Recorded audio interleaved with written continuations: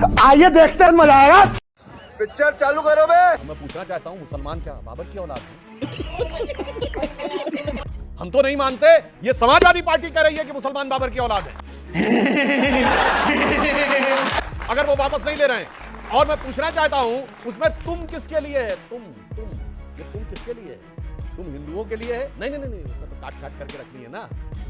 समझ रहे हो ना? तो वहां पर तो एक रखना है, औरंगजेब से लेके बाबर तक कभी नहीं कहना है कि उसमें से कौन अशरफ था, कौन अजलफ था, कौन अफजल था, कौन शेख था, कौन सैयद था, कोई उसमें कोई बहना नहीं था, कोई अंसारी नहीं था, कोई गद्दी नहीं था, कोई घोसी नहीं था, मगर यहां पे आके लड़ाना है। और किस लिए?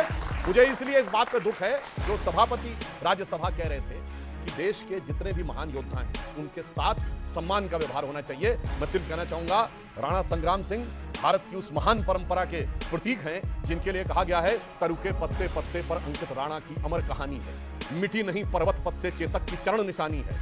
सांगा के 80 घाव लगे, मरहम पट्टी थी आंखों पर, फिर भी उसकी 80 मतलब तलवार। सांगा के 80 घाव लगे, मरहम पट्टी थी आंखों पर, फिर भी उसकी 80 बिजली सी फिर गई छपा छप लाखों पर। अब भी करुण खड़गे जी के प्रांत कर्नाटक में कांग्रेस के एमएलए, दलित एमएलए अखंड श्रीनिवास मूर्ति, उनके भतीजे ने एक पोस्ट कर दिया था, उसको लेकर मुस्लिमों ने उनका पूरा घर तोड़ दिया। बाद में पीएफआई और एसडीपीआई वालों से अपनी पार्टी के दलित एमएलए के साथ नहीं खड़े हुए और आकर यहां राजनीति करने की बात कर रहे हैं। और आखिर में अखंड श्रीनिवास मूर्ति ने कांग्रेस छोड़ दी। अखंड श्रीनिवास मूर्ति ने दुखी होकर कांग्रेस छोड़ दी। सोचिए इन लोगों के चेहरे क्या हैं। ये इन लोगों के लिए हर चीज में लड़ाई लगवाना है, हिंदू मुसलमान हो या जात बिरादरी। ओके विवेक, ये बड़ी अच्छी बात कही है विवेक श्रीवास्तव, 50 सेकंड आपके पास है, फिर मैं बाकी मेहमानों के पास आऊंगा। विवेक, देखिए हिंदुओं में तो आप जाति में बांट देते हैं, दलित हो जाता है, महादलित हो जाता है, दलित में भी 2 हो जाते हैं, फिर उसके बाद ब्राह्मण, बनिया और ना जाने क्या क्या ओबीसी सब करते हैं। मुसलमानों में तो नहीं गिना जाता ऐसा? Good question. गिनते हैं क्या?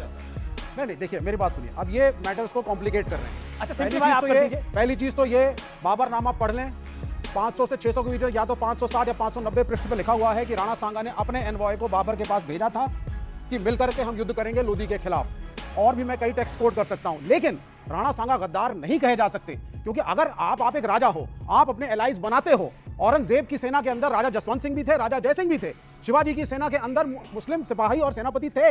तो ये कभी भी इस्लाम वर्सेस हिंदुइज्म की लड़ाई थी ही नहीं, राजाओं की लड़ाई थी। राजा आपस में लड़ते थे। और यहां तक कि जब औरंगजेब दारा शिकोह से लड़ने आया, दारा शिकोह के समर्थन में राजपूत सेना थी, औरंगजेब के समर्थन में मराठा लैंडलॉर्ड्स थे, वॉरलॉर्ड्स थे। यह है सच्चाई। तो इसको कम्युनल रंग जब ये देते हैं, कम्युनल रंग जब आप देते हैं तो वो गलत है। आप औरंगजेब को गलत कहते हैं, कहिए, लेकिन उसके साथ वो सारे हिंदू राजा जो थे फिर उनको भी गलत कहिए। 30% से ज्यादा जो नोबेल्स हिंदू थे उनको भी गलत कहिए, और 80% से ज्यादा एडमिनिस्ट्रेटिव स्टाफ को भी गलत कहिए। तो प्रश्न पूछा हिंदू थे, जो बात डॉक्टर सुधांशु त्रिवेदी ने बोली, वही मेरा प्रश्न था आपसे कि मुसलमानों में आप एक पूरा एक मुश्त गिनते हैं और दूसरी तरफ आप डिवाइड करते हैं। तो सर इस्लाम में है ही नहीं जातिवाद। चल झूठा। इस्लाम में कुरान के अंदर जातिवाद का वर्णन नहीं है। हमारे धर्म में 4 वर्ण, गीता में, वेदों, हर जगह पे हमारे यहाँ वर्ण हैं। ये कहेंगे वर्ण होता है, जाति नहीं होती। ये कहेंगे वर्ण होता है, जाति नहीं होती, लेकिन क्लियरली भगवत गीता में 4 वर्ण है। नहीं, इस्लाम में जाति नहीं होती। हाँ, क्रिश्चियनिटी में भी जाति नहीं होती। नहीं होती, ठीक है ना? कोई भी पंडित मौलाना बन सकता है, कोई भी चर्च का फादर बन सकता है। हमारे यहाँ ये अधिकार सिर्फ एक जाति को है। एक सेकंड, वो कह रहे हैं कि बंदा मुसलमान बताइए जो मुल्ला मौलवी मुफ्ती मुकर्रम हाजी हाफिज बनाओ, बताइए।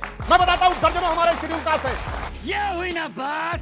हमारी साध्वी निरंजन ज्योति शेड्यूल कास्ट भी है, महामंडलेश्वर भी है हमारे कमसम। और आपको याद हो वो शनि वाले महाराज जी, वो भी शेड्यूल कास्ट थे और धार्मिक गुरु भी थे। एक नहीं दर्जनों है, क्या बात करते। और सुनिए, मगर जब आरक्षण लेना होता है तो बंगाल की सरकार ने 91 जातियों को ओबीसी में जोड़ा, उसमें 73 मुस्लिम।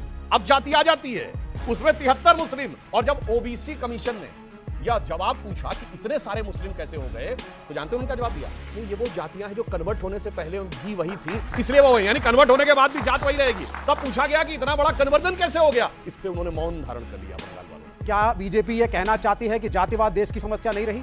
क्या ये कहना चाहते हैं देश में अनटचेबिलिटी कभी थी ही नहीं? तो राणा सांगा को गाली देने से, उनको गद्दार कहने से जातिवाद खत्म हो रहा है? औरंगजेब की शान में कसीदे पढ़ने से क्या जातिवाद खत्म हो रहा है?